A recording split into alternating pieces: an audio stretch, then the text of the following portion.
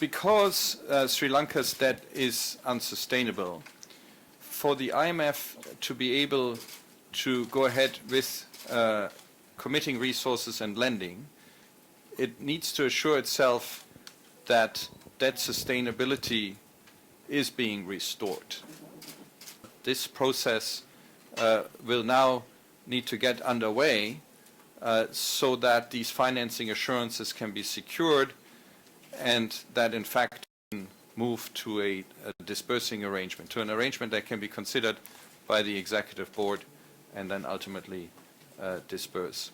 If creditors are not willing to provide these assurances, that would indeed deepen the crisis here in Sri Lanka and would undermine its repayment capacity.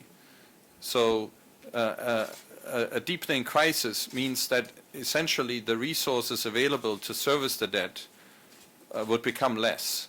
So it is actually in the interest of all creditors to collaborate together and with Sri Lanka so that Sri Lanka can emerge from this crisis as quickly as possible and regain its repayment capacity and service this new debt that will come out of these debt negotiations.